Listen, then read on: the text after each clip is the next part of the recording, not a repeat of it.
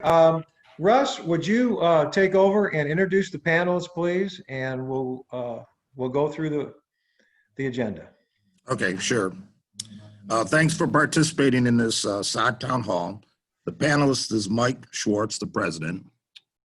Dave Martyr, vice president. I don't believe he's on quite yet. Also the landscape committee liaison. Dr. Phil Bussey, agronomist. He did the sod survey we have been chatting about. Steve Rappaport, our attorney from Sachs in Kaplan. Paul Prescott, who is sharing this computer with me, and he stepped away for a minute. He's with Gold Coast Sod. And of course, me, I'm Russ the manager. Okay. All right. From the beginning, people were asked to email me their questions, and I received 93 emails and 151 questions. I tried really hard to respond back to everybody I could. If I missed one, I apologize. The questions could be broken down into 7 basic groups. And again, as Jason mentioned, questions will be answered throughout the presentation, and there'll also be question and answer period after the presentation. But out of the 7 basic groups, there was ones regarding legal, questions like, can residents be responsible for their own lawn replacement? And Steve Rappaport, our attorney, will be addressing that later. Questions about the cost. How much is it going to cost me? How much is it going to cost the community? Questions about maintenance. What happens after the sod is installed? Who takes over? Is the HOA taking over? Big question. What about the virus spreading? What if I get a new lawn and my neighbor doesn't? Am I subject to that virus spreading into my lawn? Question about voluntary program. People really wanted to know, is this truly voluntary program, or are they going to be forced to do something? Of course, the snowbirds, very concerned. They feel like they're missing out. They wanted their own proposals, and I volunteered myself to help any snowbird that needed a proposal from Phil, that they would get their proposal. And then another big one, questions about boundaries. What belongs to me? What belongs to my neighbor? And what belongs to the HOA? And again, throughout this presentation, you'll get some of those questions answered. And if you don't, you can ask the question at the end, and we're committed to answering them all. Can you still hear me? Yep. Okay. All right. A little bit of the history. I've been around. I'm going to disconnect my computer. What was that? I don't know. Oh, okay. Good. Can I resume? I resume. Yes. All right. The history. I've been around for 3 years this month, and I've been working with all the board members to come up with a reasonable solution for the poor sod condition that's caused by the sugarcane mosaic virus or the lethal viral narcosis. Since 2017, October of 2017, we've had Bill Shaw from the University of Florida here. He's been here twice. He talked about the virus. He talked about replacement sods. He also let us know that there is no chemical, there is no fertilizer that can eliminate this virus. Me personally, I've talked to board members and managers of different communities such as Lake Ridge Falls, Valencia Point, Greystone, all communities that had sod replacement programs, and some of them that use Paul from Gold Coast Sod.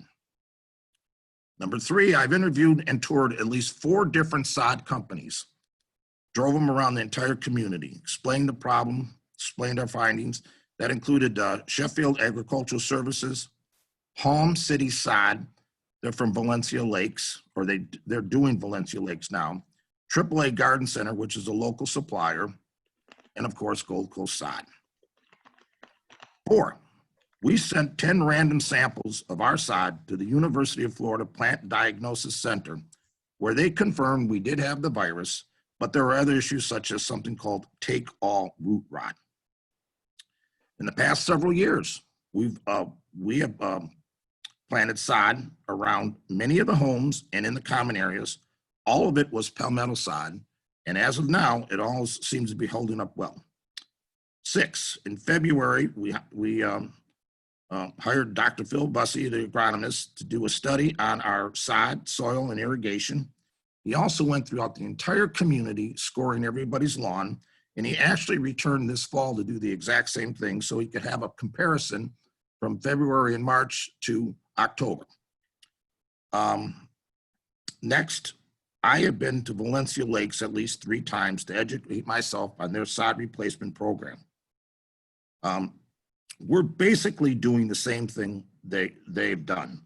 They actually are charging the residents and doing the common areas.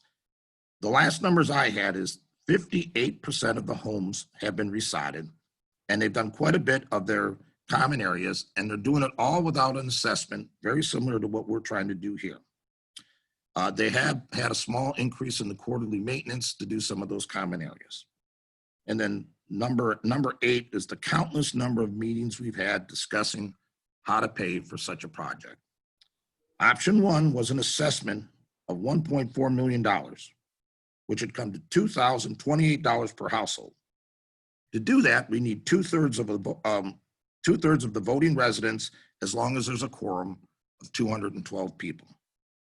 Option 2 was a straight increase of quarterly maintenance by $254 for at least 8 quarters. And no vote would be needed for that, but of course you'd have to pass the budget. And option number 3 was a bank loan, $1.4 million.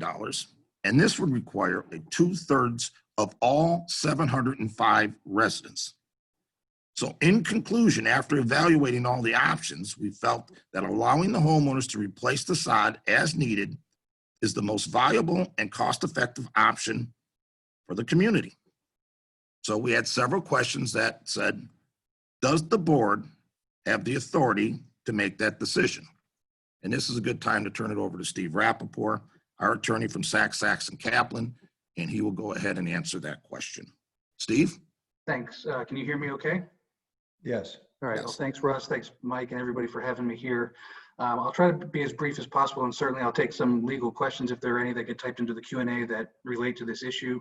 I'm happy to take those questions, but the main reason I'm here is, like Russ just said, to discuss the legality of the board's decision to discontinue the replacement of sod and to make it an owner responsibility, and whether the board does have the authority to do that. So I think the two, I don't want to use the word complaints, but I think the 2 counter arguments or the 2 comments that I think have been relayed to me and that I understand are out there are, number 1, it's been this way since forever. You've set a precedent. How can you go now take that precedent and turn it back over to the owners instead of continuing to take on the responsibility as the association? And then the second one that I've read a couple times and heard is, well, doesn't this require a vote of the owners? Doesn't this require an amendment to the declaration like we did? I think maybe a few years back you shifted the burden of, I think, painting or some other type of maintenance where we had to do an amendment to the declaration. So if you look at the provision itself, and it's in Article Roman numeral 9, Section 1D on landscaping, it talks about the association shall be responsible for the maintenance and care of the lawn. It defines what maintenance and care means. It says that it also includes the replacement of sod, but then at the very end it says the association may, at its option, discontinue replacing sod on the lots, in which event the replacement of all sod on the lots would become the responsibility of the owners. So what you have here is basically a delegation through the declaration to the board, to the association, to make that determination. So it's important to point out a couple of things. Number 1, the word association, what does that mean? Isn't the association all of us? Isn't the association all of the owners? Well, in a sense, the association comprises the entire community and all the owners for sure. But the association is actually defined. If you look at the very beginning of the declaration, the definition of association is the corporate entity itself. And the corporate entity is run through the board of directors. Okay, the corporate entity acts through a board, and the decisions of the association are made by the board unless the owners or members are specifically delegated that authority in the documents. So for example, the documents also say the association shall adopt a budget. It talks about the association shall adopt rules and regulations. Well, the association is the board of directors acting on behalf of the association. It's the corporate entity. But if you look at the amendment provision says that you can't amend the declaration unless you get a vote of 2/3 of the owners. As Russ pointed out, the authority to borrow money requires a vote of 2/3 of the owners. The authority to adopt a special assessment, the board can adopt a special assessment, but I think if it exceeds a certain dollar amount, or whether or not it exceeds a certain dollar amount, it says a 2/3 vote of the owners represented at a meeting at which a quorum has been attained. So again, you look to the language, and I'm sure there are plenty of lawyers on the call. We have 260 attendees. I'm sure many of them are lawyers. If you're a lawyer out there, you'll remember, and I never can pronounce the phrase, but there's an old Latin phrase that we learned in law school that basically says the exclusion of language in one area and the inclusion of that language in another area has to mean something. Okay, it has to mean something if you have language in one area of the documents but not in the others. So where you look to the special assessment provision and the amendment provision and the borrowing of money provision, where it all references a vote of the owners, and then we look at this replacement of sod provision, and it says the association shall maintain the lawns and the landscaping and shall replace the sod, except that the association may, at its option, determine to discontinue that use. That word association there is talking about the board acting on behalf of the association, not the owners. If the developer had intended that the owners make that decision, it would have said the association may determine to discontinue sod, but only upon the vote of 2/3 of the owners at a meeting, or some similar language that they put in other places. Again, remember, the fact that the developer put that language in one place and 2 places and 3 places, but not here, has to mean something. There has to be something read into that. So it is our opinion that reading all those provisions together, you would not need an amendment because the documents already provide the board with the authority to determine whether or not to replace sod. Now, if you were asking me, can we as a board determine not to maintain the landscaping anymore on the lots? That would require an amendment to the declaration because the documents clearly say the association shall maintain the landscaping. But with regard to the replacement, that last sentence in that paragraph says, basically notwithstanding the foregoing, the association at its option may determine to discontinue. So that language, you don't need the amendment to make that decision because the language already delegates to the association that authority to make that decision. So that's a long-winded way of the short answer is yes, the board does have the authority to make this determination, and it does not require a membership vote. It does not require an additional amendment if we're talking just about the replacement of sod. Okay, thank you, Steve. Thanks, Steve. If anybody has any questions for Steve, this is the time to ask them. And because Steve is going to be on the call for this portion of it, and then he's off doing more legal stuff. So if any of you have them, I'm going to be looking for them here. Yeah, I'm looking at the chat box too. I don't see anything. Okay. But again, as Russ mentioned, if a legal question comes up later and you want to shoot me an email or give me a call later today, I can always follow up on it and we can get back to people. So I'm happy to do that. Okay, Steve. Well, thank you very much for your time then. We appreciate it. Okay, anytime. Thank you. Thank you. Okay. Okay, Russ. So I think we have Dr. Phil Bussey next. Dr. Phil.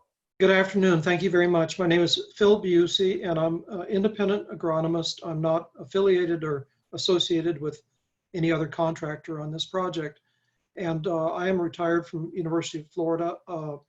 I have been studying plants for really my whole career. I was with the University of Florida at the Davie campus for 35 years, studying and teaching about turfgrass.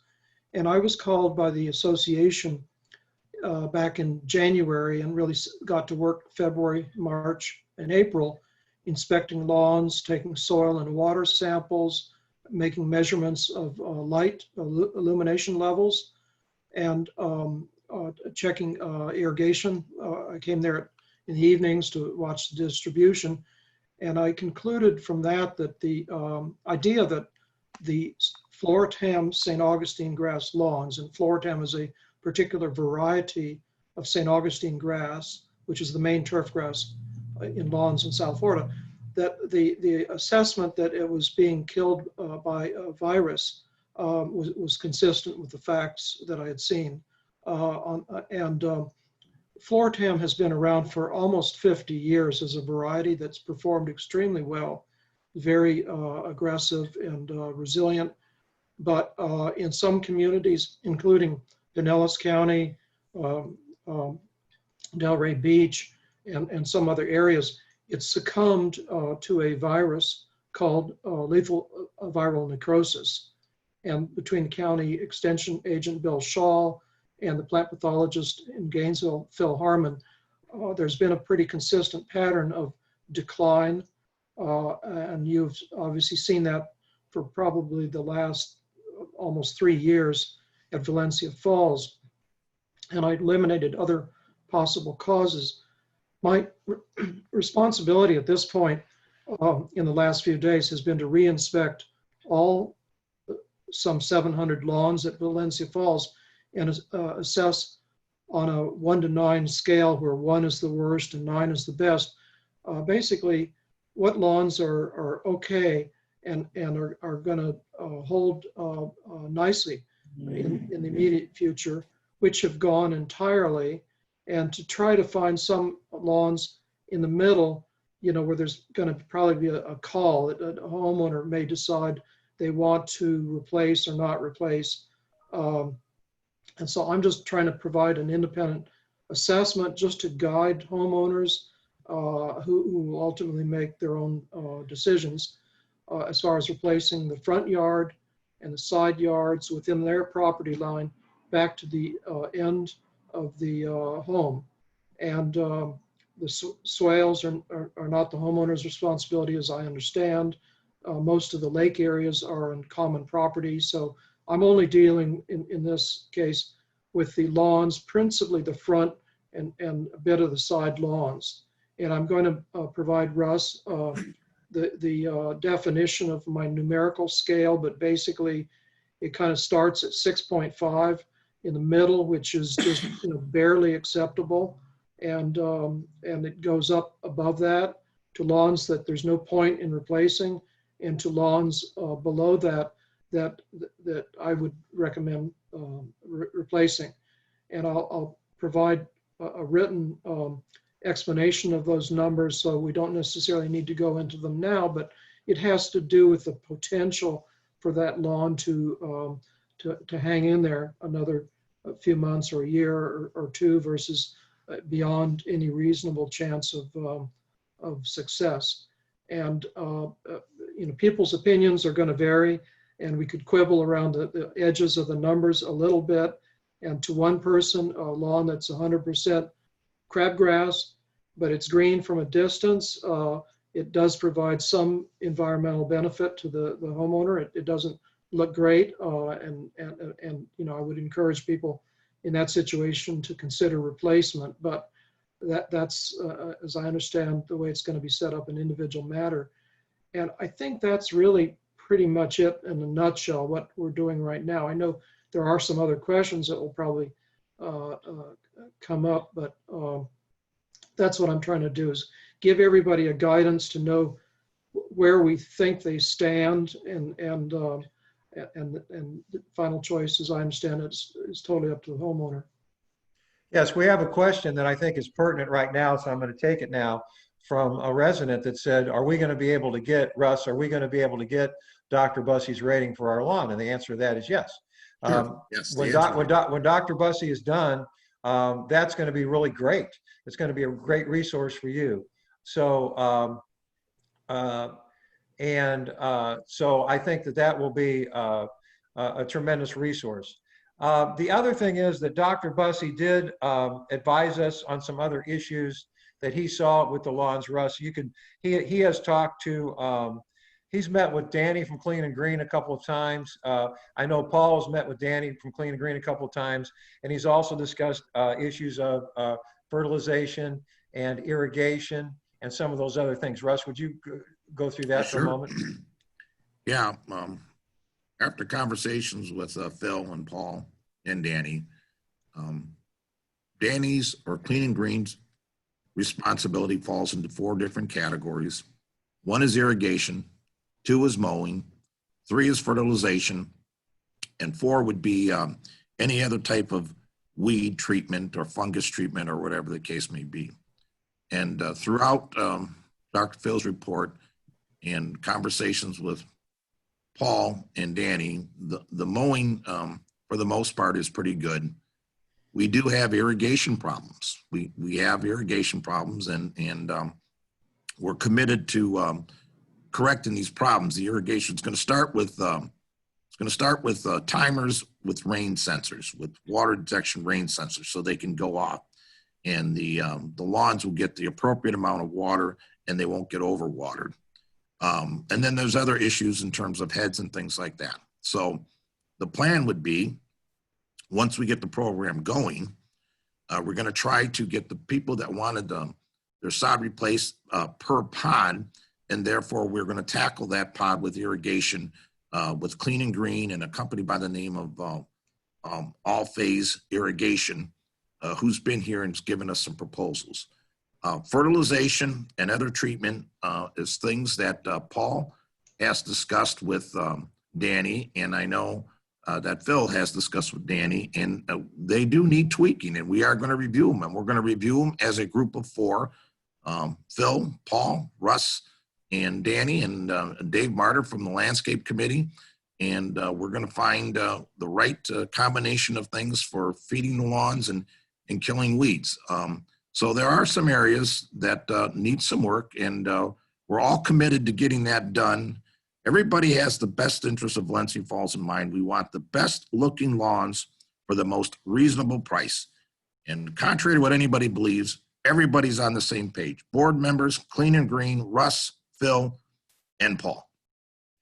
Dr. Phil, I think that this is a very interesting question from a homeowner who wanted to know, do we know the origin of the virus? So in other words, do we know the origin of the mosaic virus? The answer to that is yes and no.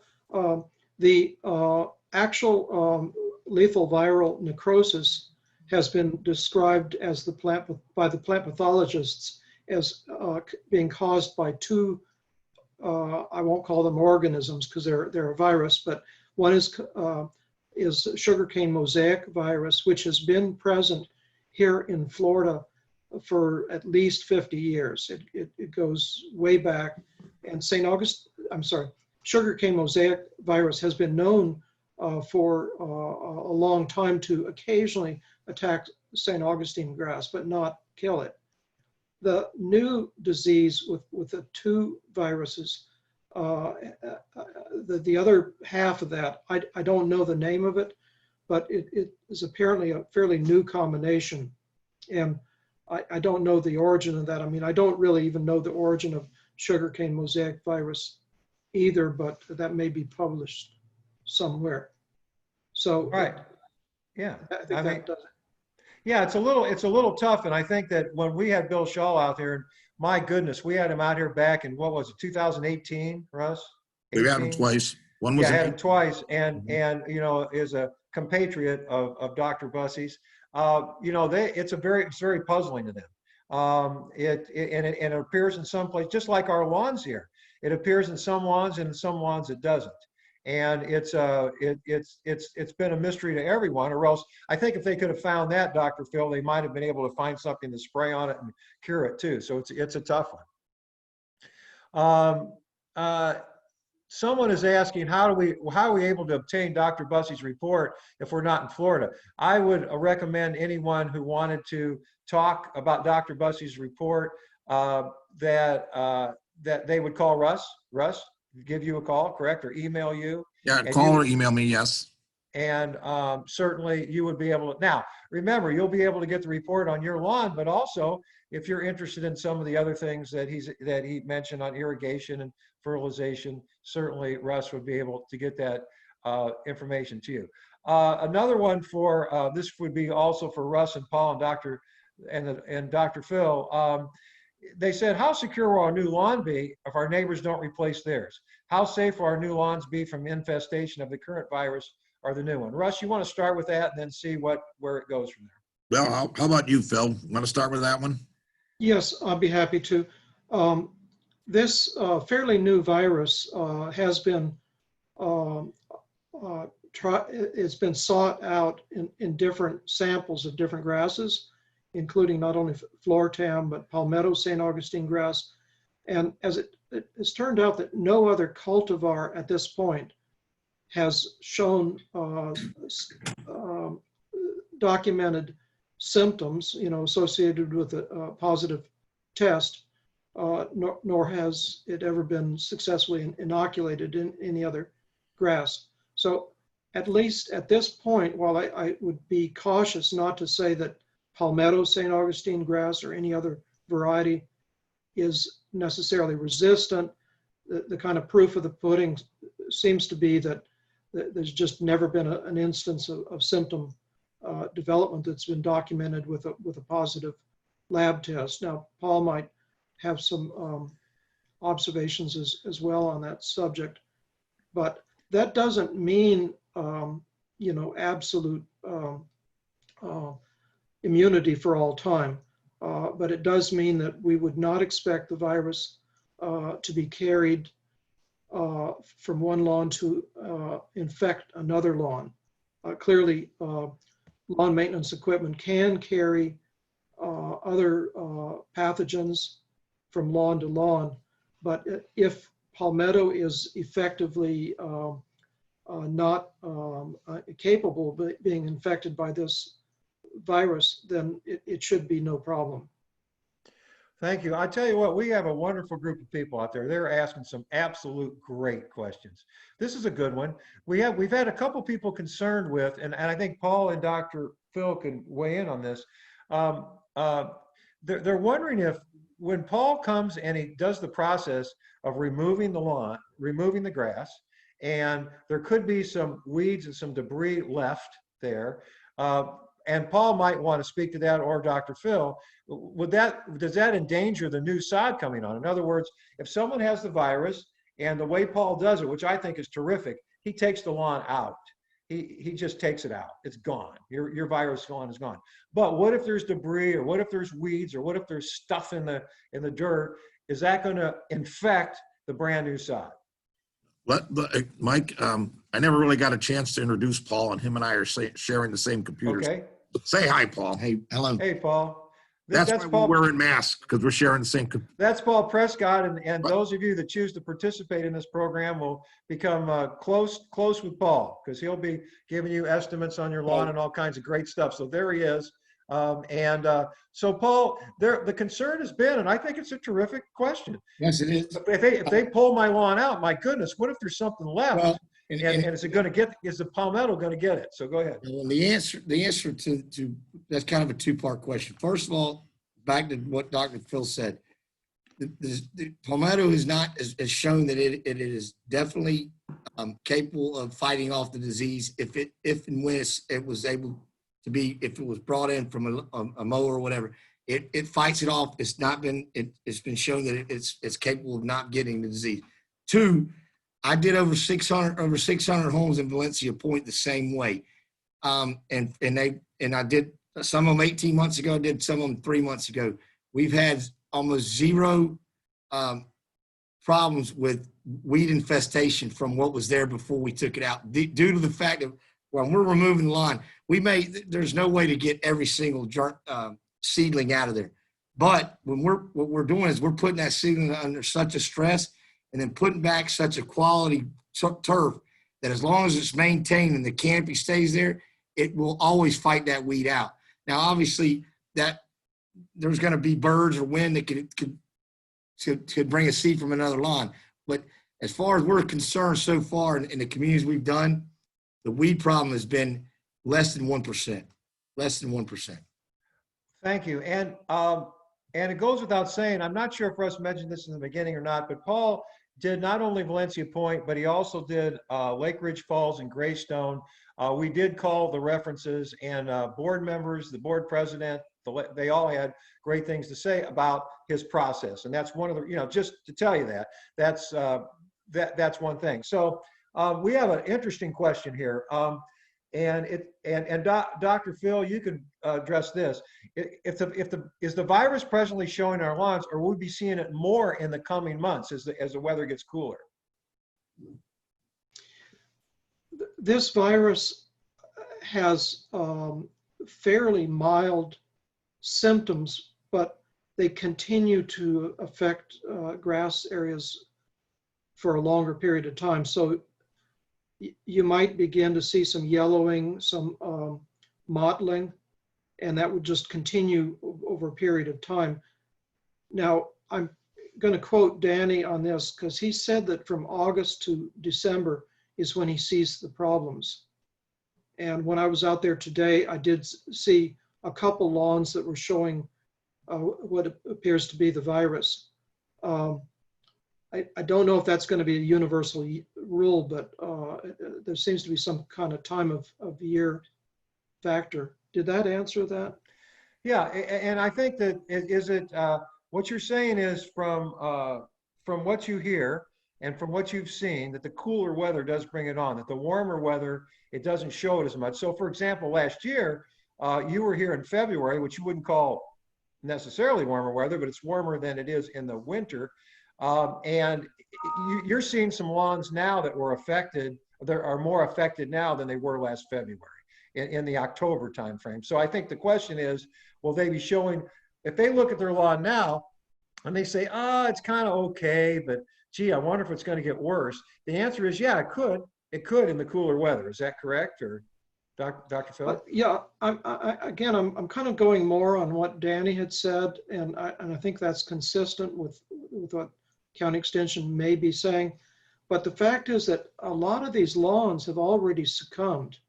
They've already been attacked, and there's crabgrass and creeping dayflower that's come in and fill those voids. So in the normal sense, it's no longer 100% lawn anyway. I know last year I saw some areas that were just, a large unexplainably brown spot. That was probably the virus. And now that hasn't come back. The crabgrass and the dayflower has come back and replaced it. So looking at the lawn 200 feet away, it looks green, it looks okay. And, maybe that's okay for some people and in some situations, but the problem with the weeds is that they are not only aesthetically unattractive, but they're not necessarily a permanent year-round covering. They're all going to go up and down at different months of the year. So while they may be green in the summertime, they're going to be more brown in the wintertime. That's another subject, but pretty much we should be seeing more yellow now than other times of the year, but typically these things can vary from year to year. So it's kind of unpredictable, but the kind of proof of the pudding that we've got a problem and we've got a solution is that many of the lawns at Valencia Falls are in pretty poor shape, and except some of those that are in pretty good shape, obviously are planted to palmetto. And palmetto is not a perfect grass. It has some of its own problems, but of the virus, it doesn't seem to have any problem. It's a little bit more shade tolerant, and it just does well at Valencia Falls. I think that's kind of the reason why there's some expectation of success. I'm going on and on, I'm sorry, but a lawn ideally should last for 20 years.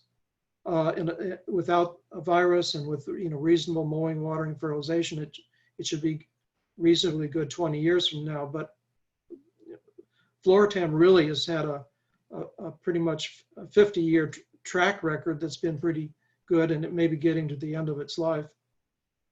Thank you. Here's a question that I had. Mike, Paul wanted to comment. Paul wants to comment. Yes, sir. Yeah, one other thing I wanted to reiterate on what Danny was saying. Yes, we see it a lot more between October and into February. And the reasons we tend to see that, we think, is the cooler weather, and then the fact that grass grows at night.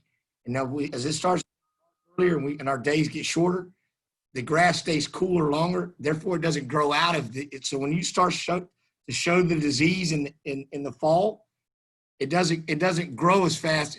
Therefore, you see you're not the maintenance that we're not having to mow the yard as much as we do in the summer. In the summer, what happens is it's so hot that the grasses can actually outgrow some of the disease to show the disease and actually camouflage it. Well, then when it comes to where it gets to cooler nights, it backs off the growing, and then the disease starts to present itself again. Thank you. Thank you very much. And that's a good segue for one of the questions here. We have a resident wants to know where the replacement sod has been put so we can take a look. It's over in the clubhouse area by the pros tennis court and then out towards the road. So Russ, describe exactly where it is. Yeah, you hit it. It's between the walkway and court number 1. It's also, Paul is doing both sides of the driveway entrance, and it's also behind court number 1 leading over to the viewing area of court number 1. And that's pretty much where it's at. Here's a question. Russ, I've seen 151 questions you've answered, and this is one I haven't seen. It's a good question, though. I'm considering replacing my current landscaping. Is there any risk to new plants from the virus? And he wants to know, very good question, should he do the sod before he does the landscaping? So can someone handle that, please? How about you? I'll say, I'm not This is sure, Paul. I'm not sure that the disease attacks any plants. I'm not Right. talking to Phil. I've not heard that it did, but I mean, I know it attacks sugarcane, that therefore they hence sugarcane mosaic, but we're not putting any sugarcane in our yards. But if it was my opinion, I think that, it wouldn't matter how he does. He could do it all at the same time, or he could do the sod first. I think there's either process will be fine. It's not going to affect his plants at all. I wouldn't think so. okay, Russ, this is one for you. How do you determine the property line if adjoining neighbors do not participate? Your survey. You should have a survey. Everybody that closed on their home should have a survey. The big black line that goes around the perimeter of your property indicates your border lines. If you don't have it, we think we have most of them in your file or in a notebook we've kept in the office, so we could try to make your survey available to you or for you. Okay, this is for Paul and Russ.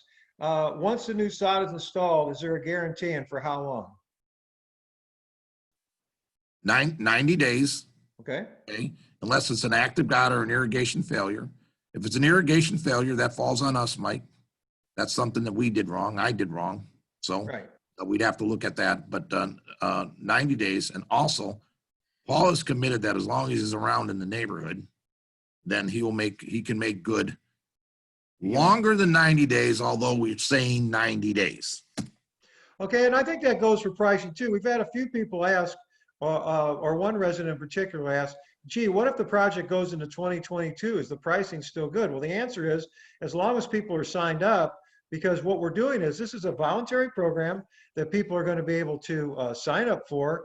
And Sheila's worked very hard with Dee to get a form, and you'll be covering that at the end of the meeting on the website. And Jason, Sheila, and Dee work well on all this, that people will be able to sign up to have Paul come out and take a look at their lawn and get a price.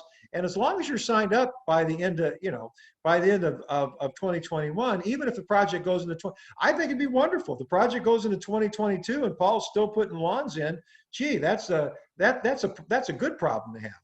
And I think that the pricing, as long as you're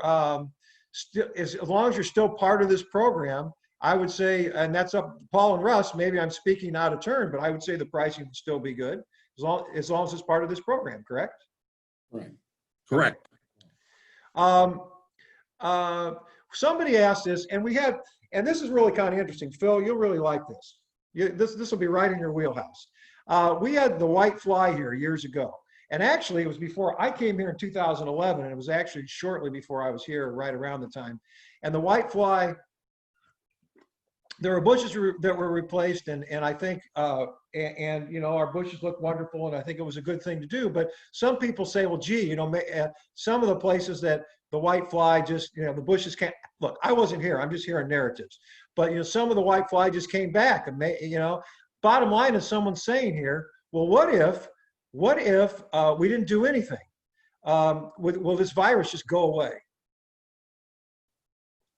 That's the question. What if we didn't do anything? Will the virus just someday just go away? Well, Phil, I can answer that one, but for everything I heard, the answer is no. Phil? Yeah, I would agree with that. It may be more prevalent in some communities in Palm Beach County. And of course, in time, it could become less prevalent in some areas than others, but the grass is already dead. And it doesn't seem like it's coming back on its own. And so I don't think you have any choice in some lawns to just replace the lawn. Ideally, if there were a few plugs and sprigs of Floratam, they might come back gradually on their own, but they're not coming back. I mean, either because this virus is still active or it's just too much of an uphill climb. Okay. We have some people, back to the cost for a second, Russ. You might want to mention it again, what you were talking about. We had somebody that say, well, gee, if 40 or 50% of the lawns need to be replaced, can that be borne by an assessment? So would you go over the assessment one more time? If we had, Dr. Phil said a little bit over 50% of the lawns would have to be replaced. And would you go over what the assessment number would be there then, please? Yeah, okay. So if we go back to the original email, which I think I have here. No, not the one. Anyways, the original email, according to the report that Dr. Phil provided, is that there is almost 4 million square feet of lawn in the community. And if you were going to replace every blade of grass, the original number came to, I think it was $33,800 some odd dollars per household. But we know and understand that we don't have to replace every blade of grass. And approximately based on the information that's in the report, we're at about a little more than half, which would be 2,200,000 square feet. And that assessment would have been 1.4 million, and actually it's 1,430,000, which would have come to $2,028 per household. But was that, did I answer that? Is that what you were looking for? Yes. So the answer is 2,028 household, and Paul anticipates the majority of homes here being, go ahead and give the pricing. What are the majority of the homes here? Yeah, it's going to be anywhere between $325 and $1,300, unless you're on an oversized corner lot or a pie-shaped lot or something to that effect. Everybody here knows if they're on an oversized lot. You bought it, you paid for it. So if you're on a standard lot, it's going to come $325 to $1,300, and if you're on the oversized, it's going to go up from there depending on how big the lot is. So to take a community-wide plan for all the grass that needs to be replaced, and we'd have to determine what grass would have to be replaced, it would be over $2,000 for every homeowner. And this way, it's the homeowners that need their lawn replaced. The lawns are in disrepair. We're looking at the majority of the homes, except if you run an oversized corner lot, would be anywhere from $325 to $1,300. Plus, the HOA will be doing the swales in front of the homes as well. So so the swale is the area between the sidewalk and the street. So somebody asked about the swale. Someone asked about seed. Why is seed not an option, Phil? If they want to just seed their lawn. St. Augustine grass, which is the main grass grown in lawns in South Florida, is not commercially available as seed. I know that there have been attempts to seed St. Augustine. It's not commercially viable for a whole lot of reasons.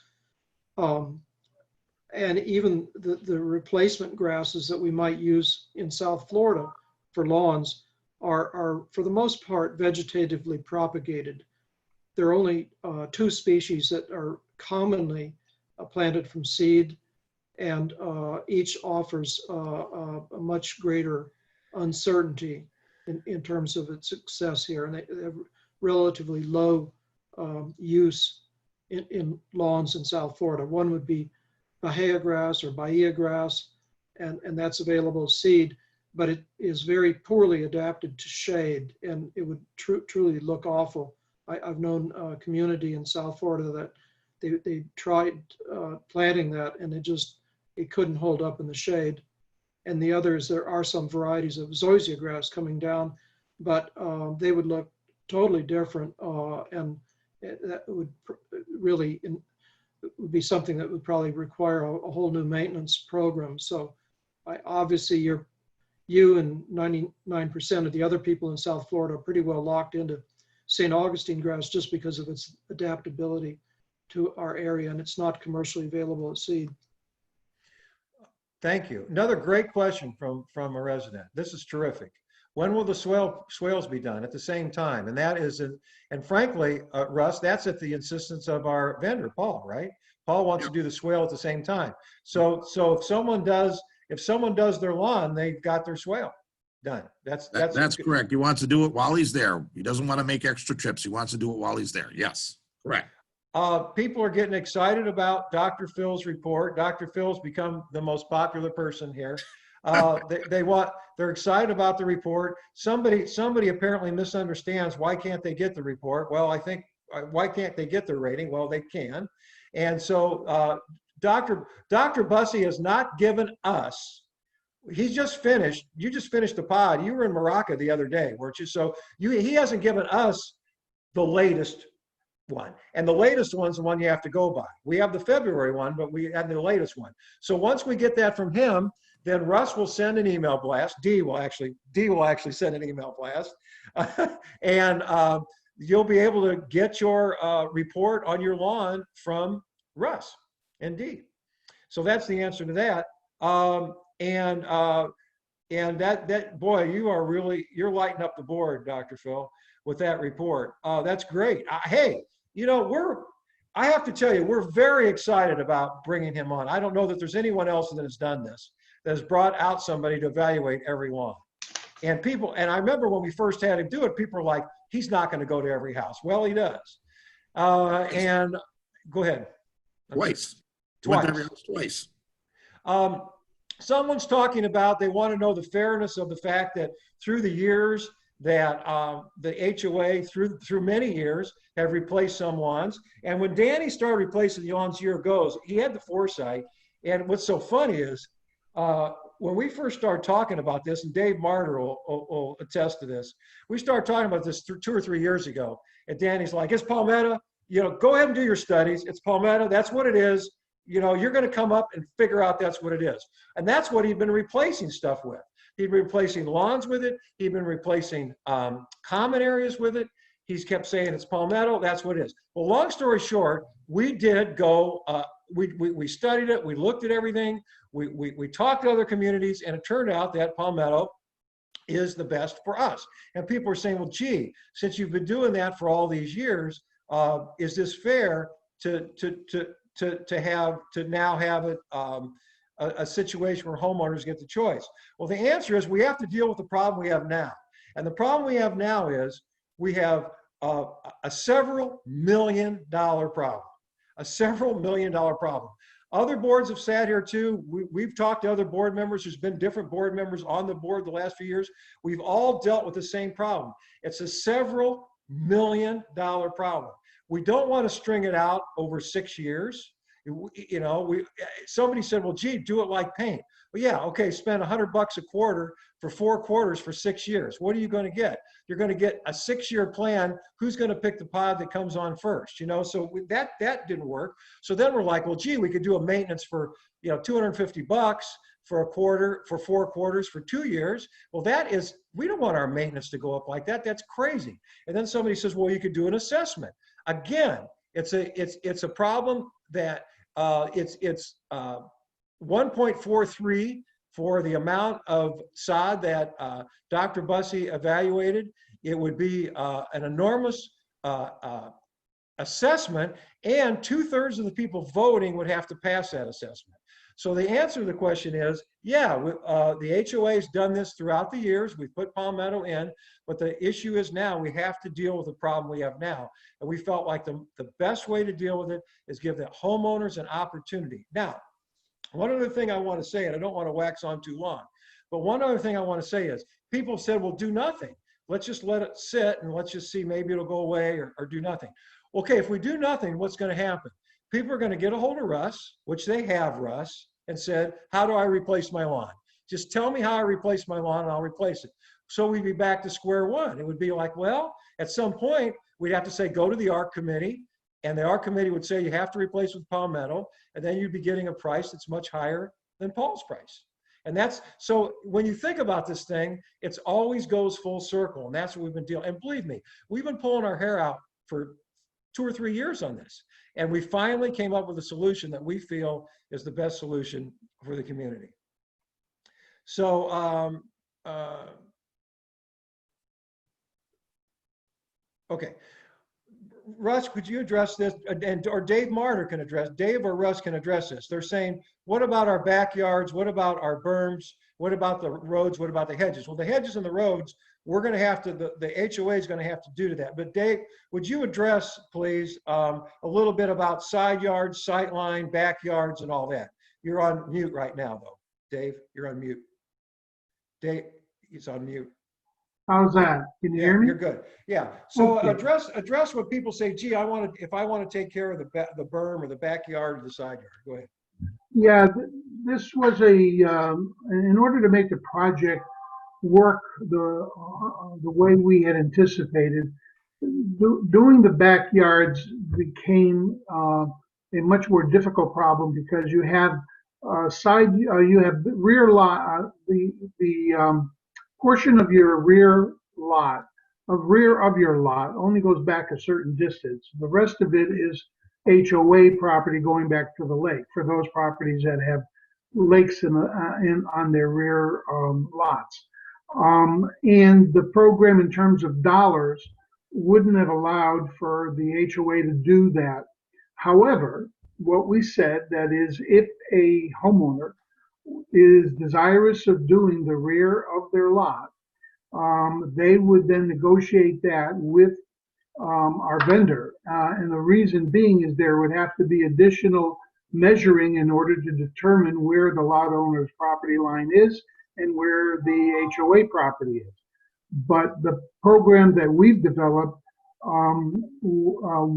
did not include for the moment those rear portions. But if the homeowner wanted to do it to the extent of his property line, we did not have a problem with that. And they would have to work with the vendor on that one. And in terms of price and measurements as to how far they would go back. You know, what's interesting about that is we started off with the front yards and the sight lines, and we had a couple of board members, and all the board members weighed in. We had a couple of board members that said, hey, if people want to do their backs, why can't they? And Dave thought, well, yeah. I mean, if someone wants to do that, they just have to get the property line. Dave, this one gets thrown to you as well. We have some people that are concerned. They say, gee, what if in 2 years, all of a sudden people just have a lawn that's just dirt or just a crummy lawn? You know, what's going to happen? I mean, you know, we've gone and replaced our lawn and we have 70 or 80% or 90% of the community is beautiful. And we have people that just refuse to do anything and their lawn is just dirt. What's going to happen there? Okay. This is one of the more difficult issues on a voluntary program. And to give you some examples, we met with other communities who are doing it very similar to this, or actually we're patterning after them. And their first run, basically, I think they registered 55 or 60% of their homeowners on a voluntary basis agreed to participate. So that left and they're in the process right now of going through the other 40% to see how they are willing to comply. The benefit of doing it now would be the fact that we are not restricting, but we are guaranteeing the price from the vendor. That's a major benefit. Now, if people don't want to do that, we want to see how many of our community members will participate. There are other provisions in our documents which allow us to work with the non-participating parties. And without getting into specifics, that's really how I would leave it at the moment. We're looking for a community that's beautiful. We're hoping that people who initially may be a little reluctant to look at their neighbors' lawns who are being replaced and see the benefits of them and avoiding a checkerboard look. And having some peer pressure, so to speak, and to see the benefits of it. It's our community, and being obstinate about it is assuming that the lawn has to be replaced based on Dr. Bussey's evaluation, but homeowners are just being obstinate. We'll have to deal with it like we deal with any other things that may be in violation of our community regulations or original documents. We have some people that are interested in the common areas. Russ, would you address, the common area plan would be, we'll be doing that out of our maintenance for the next few years, but people are saying, well, what about the common areas? What are you guys going to do about that? Well, we have allotted money over the last 3 years in our budget to take care of some sod needs. And I think as this program progresses, we're going to continue to do the same thing. And remember, that's not, there's 2.2 million square feet that needs the replacing out of the 4 million. So you obviously attack the common areas that are in view first and make sure they look well. And you just gradually go through the program and replace as needed accordingly. Yeah, it's very good. Thank you. Everybody's doing a great job here, and these questions are terrific. Someone asked about, will someday in the future, all of a sudden the board say, you have to do your backyard? The answer to that is, that's not our intent here. We're talking about sight lines. Dave, would you handle the sightline issue again as well? Because believe me, the sightline issue is a Dave Martyr deal, because this is something, the sightline has been very, very important to him. So just talk a little bit, because Dave actually went around with Russ on the golf cart, and Paul. Wasn't Paul there too? Paul Prescott? And talked about a sightline, and we're interested in the view from the street. So go ahead. This was a major concern as to how far back we go and et cetera. And we were concerned over in terms of house value, in terms of the view of the property from the street. And one of the initial considerations was to maybe require that if someone participates at the site, that the sidelines go just beyond the air conditioner. But when you actually walk the properties, and like Mike said, we drove through almost the entire community, stood on the street and looked through, and to some consternation, we realized that almost every single home that you look through, you can look from the street right back to the back. And those that had lakes, then the lakes were visible.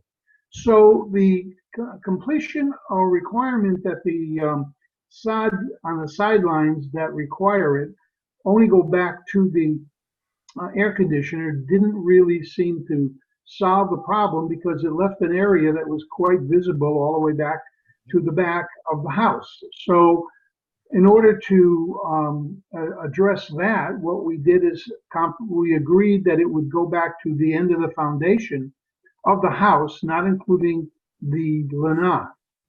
That gave a visibility of the new grass that would highlight the beauty of it, and would look completely done and manicured right to the back of the house. So it was agreed upon by the board that we should require not to stop at the air conditioner, but to go all the way through to the back of the foundation for the house itself. And that's how we got to do the sidelines, and that's the reason why. But the backs, as I mentioned earlier, were not to be included at this moment in this project. Yeah, and there'll be some cases where you can't see. I mean, the houses are, as you know, if we just got done with the paint project, so believe me, I saw every house. And the houses are sideways and sometimes cattywampus, and sometimes you can't see behind there. But we're just saying what you can see. I mean, what you can see. Right. And if you have a situation where your house, you can't see beyond that area, then that's fine. It's just a front yard. Some homes on one side of the house, people have planted all shrubs. Yeah. So you don't really need to sod that part of the house, and we're not going to rip shrubs out to put sod in. So you'd only be doing one side of the house. Someone's talking about the bank loan, Russ, and they said, given the low interest rates, wouldn't a bank loan be great now? Well, the issue with that is it takes 2/3 of all homeowners to get a bank loan. So 705 homeowners, it would take a 2/3 vote of every homeowner to get a bank loan. Then we would have a bank loan and if you're going to do that, and he said, and this person said, do all the sod. Well, you were talking about 4 million square feet of sod. So you're talking about a couple $1 million bank loan, which would really put the community, I think, in a lot of debt. And it's not something that we chose to do at this time, even with the low interest rates. And so, let's see.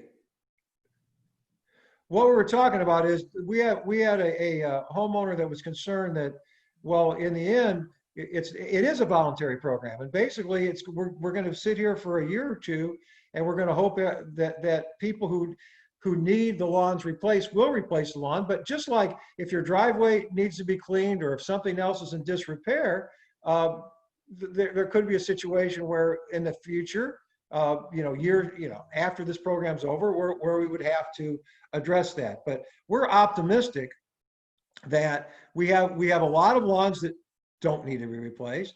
We have a certain amount of lawns that Dr. Phil's report will say are in disrepair, and we're hoping that that people do that. And that's kind of what it comes down to. Somebody wants to know if there'll be a sign-up sheet. Yep. Dee and Russ will be going over that in a little bit. And I think we've pretty much handled most everything. Russ, would you and Paul talk about the process now, please? Yeah, sure.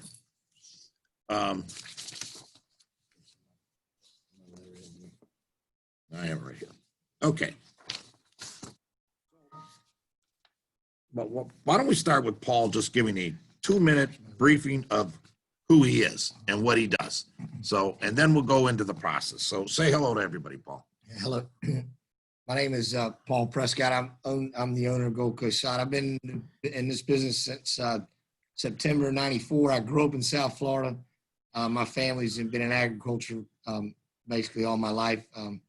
I went to Florida State, but I didn't get a degree in agronomy. I got a degree in finance. But I've done every big home builder in South Florida since '94, and I recently started doing this necrosis deal because we had it in sugarcane, and my family's been in sugarcane, so we had a little bit of an idea what the fungus was. So I had a little background on it. Second of all, from just being in the Valencia community and basically the order of the community, we've been at Valencia Point for over 3 years, going through some of the same issues that you guys are going through with the board, and what to replace, what the board is responsible for. So I've been through the entire process, and I think after talking to Russ and Dave most of the time that this is really the fairest way to do it for everybody, from a cost advantage, and the fact that we're willing to be here for the next 15 months and make sure that this thing gets done right.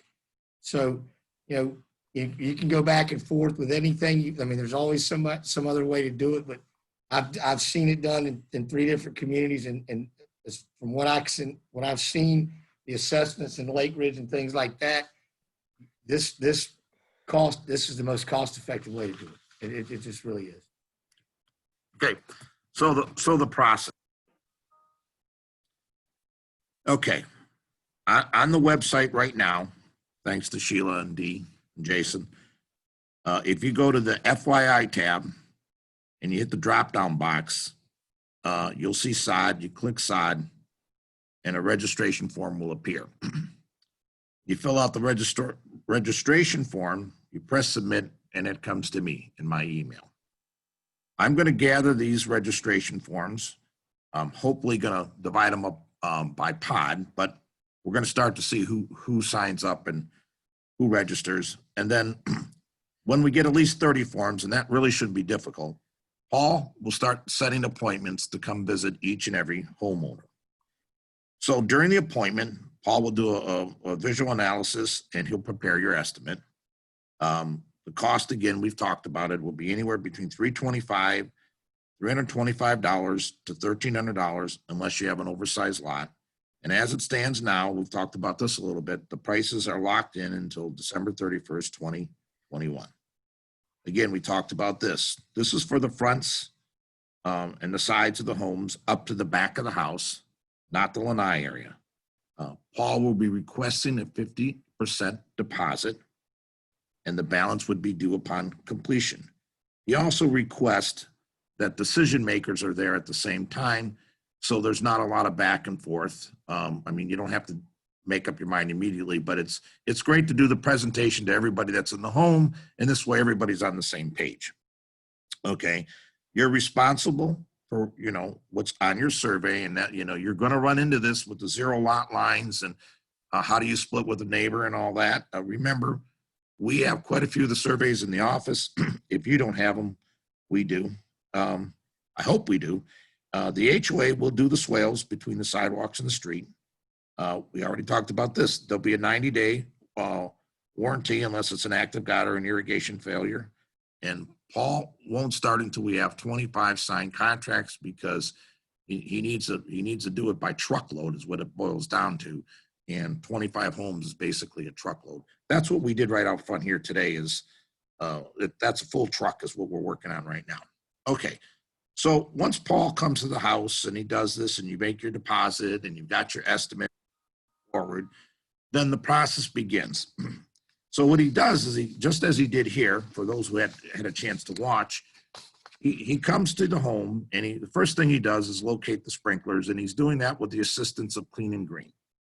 Okay, the next thing he does is he removes the existing sod. And again, there was a nice demo here. He has a special machine that cuts the sod right out. Then he levels off and does, the basic ground preparation. We do not add more soil, but he does a basic ground preparation. And then he installs the palmetto sod. That's exactly what they're doing today. Come by, take a look. It's beautiful. All right. Management, which means me, Dee, and Dan, we talked about this today, will be supervising the job. We're going to rotate ourselves through. We're going to come say hello to Paul all the time. We're going to know where he's at, what pot he's dealing with, and so on and so forth. And then eventually, after the sod is, planted, and it will go back to the HOA's landscaper, we are still maintaining lawns. This is just for the replacement. And that would be the entire process. And as far as management's concerned, the paint project just didn't fall out of the sky and happen.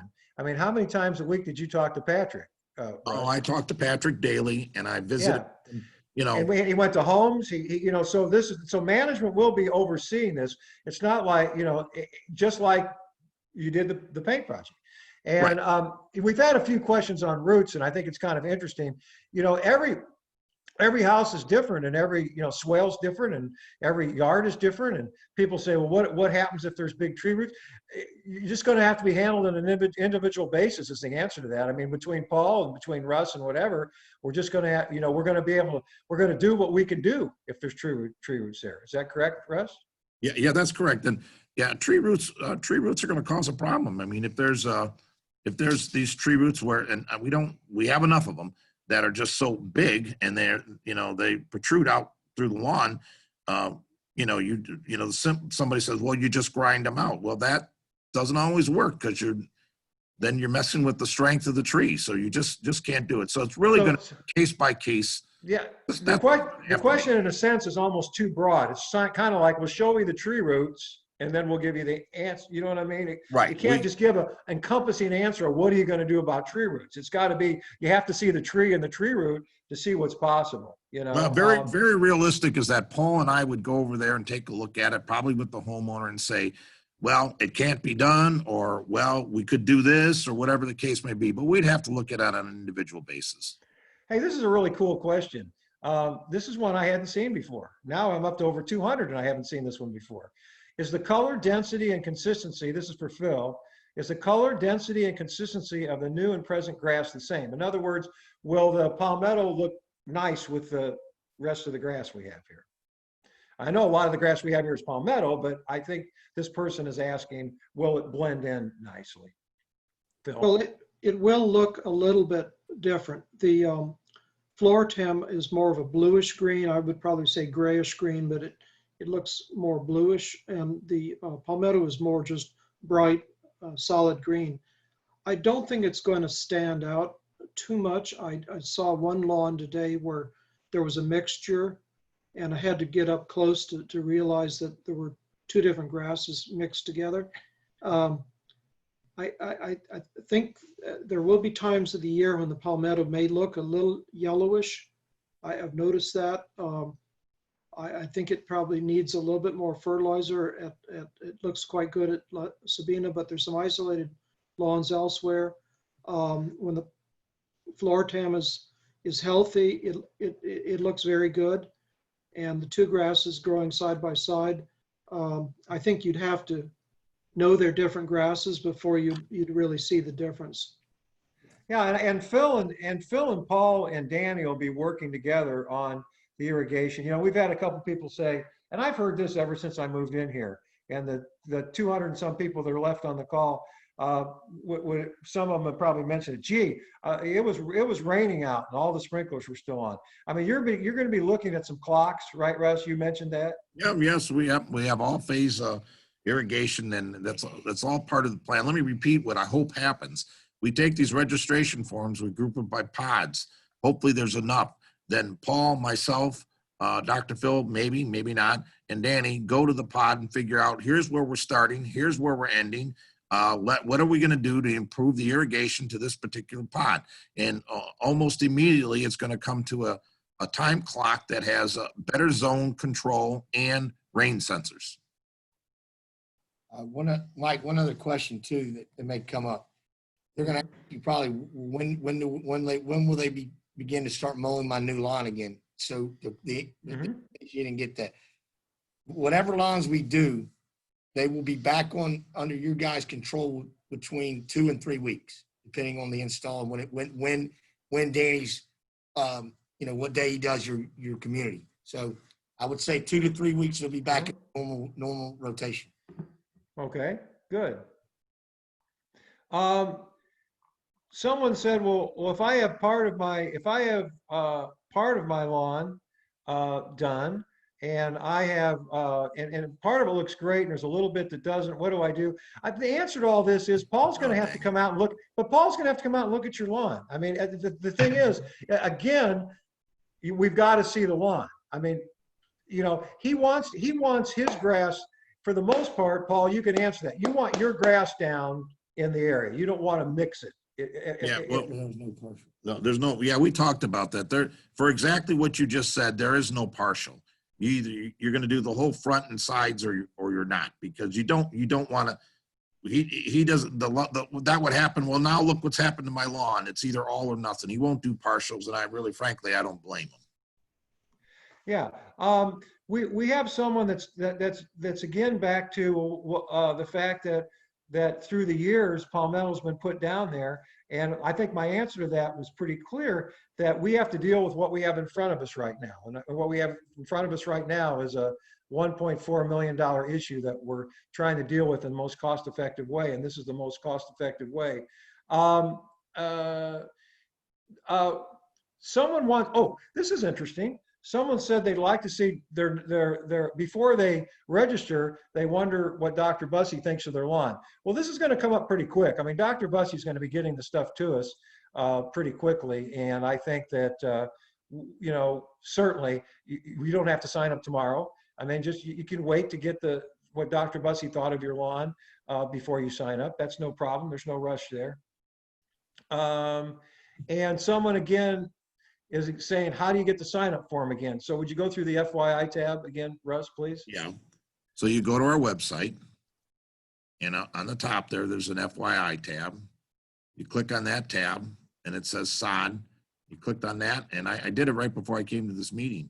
And it says, click here for the registration form. I did, and it came out very simple. Name, address, phone number, email address, and then my return, my email address as a return, and you just click submit. It was very easy to get to. But what we're going to do is we're going to blast that out to the community, and then people, if they have an issue, can get a hold of Dee, and she'll make sure that you're able to get the sign up form. Someone just already signed up. They said it was very easy. There you go. Someone's already signed up. So I think we're in pretty good shape here. I think I've gone through Dee. Jason, I think we've answered pretty much everything. And I think that a lot of the questions that will come up will be boundary questions, which can't be answered till Paul comes out. Cost questions, which Paul can't answer till he comes out. And I think those will be the major questions at this point if someone wants to sign up. Yeah, Sorry, but if you're interested in your signing up, please take the time to look for your survey, because that's going to give you a lot of information. And if you can't find it, we'll try to find it here in the office, but you should have a copy of it, and that's certainly going to help us out. Yeah. Can The I other thing, interrupt for a minute? sure, Phil. Okay, I agree with Russ. Look at your survey, but anybody can go to the Palm Beach County Property Appraiser's website, take a look at your property, and you'll see most of the homes, the zero lot line is on one side, but some of it zigzags, and it's pretty easy. Just Google Palm Beach County Property Appraiser and put in your address, and you can see it right now if you want to. Thank Hey, you. Mike, Yes. can you just repeat for the group the information about how somebody gets a copy of Phil's report? Yes. And especially for those that are out of the area. And the second thing is the aggregate report available to the community? We could post it on the website. The aggregate report, that we don't have the aggregate report, we don't have quite yet done. But when the report is done, we will have something available to the community if they want to read it. And we'll also send an email blast out to the community, and they will notify Dee and Russ to get their what Dr. Phil said about their lawn. I had a thought, it just drifted away when you asked that. That's all right. Okay, so that's the answer there. So I think it's kind of closing in on, people are like, gee, I want to look at my lawn, but I'd like to get, that's actually what I was talking about, Dee. Dee just texted me. You can read my mind. Snowbirds, there's two things I was thinking about with snowbirds. One thing is, if any of your friends say, gosh, there was a lot of questions answered there, I heard that, at least they said some halfway intelligent things on the Zoom. Jason and Sheila are recording this. Sheila, you did push record, didn't you? Yes, she did push record. So Sheila and Jason are recording this, and it will be available on the website. So if your friends say, I was at the pool between 3 and 4, or gee, I didn't actually know it was going to be that interesting, it will be on the website. As far as snowbirds participating, again, Dee, that'll be a separate email that you and Russ will send to them, and you and Russ will have to help them. Mike, if I may comment, out of all the questions I had, there was about 4 snowbirds that asked that question. And I said, just email me in the beginning of November and I'll work with Paul to get over to your home. Even though you're not there, I will represent them and take him over to the home to see what we can come up with. So I've asked them to email me directly. And remember, if it's snowbirds that are not planning to come back, then that is an issue that Russ will help, and he'll get you an estimate. But if you're planning to come back sometime, even if it's in December or January, this doesn't, yeah, well, we'd like to get you signed up as quickly as possible. But if you're like, look, man, I want to look at my own lawn. I don't blame you. Come back in December and do that. Come back after Thanksgiving and do that. This doesn't have to be tomorrow. Dave, do you have anything to add? You're on mute. Nothing to add? Okay. Yeah, I said this was very good. I think the questions were excellent. And there'll be more questions as we go along, and we'll be there to respond to them. Yep, okay. Phil, I want to thank you for your time. Always, Jason and Sheila, you're a rock on making sure all this technology works. And thank you, Dee and Russ, for everything that you're doing, and Dave for shepherding this project through. And of course, we've got Paul here, who's going to become everybody's hero soon, right, Paul? I hope so, yes. Like I said, this is so everybody knows, it's a work in progress. And if we all work together as a team, this thing's going to come out perfect. It really, Right. really will. All right, thank you very much. Jason, do you have anything to add? No, but you guys did a great job, and I'm going to end the meeting when you tell me to end the meeting. Okay, Jason, thank you for your help on getting me on. Not a problem. My all right, thank you. All right, Goodbye. You're off. adios. Thank you. All right, Here. bye-bye. Bye. Bye-bye.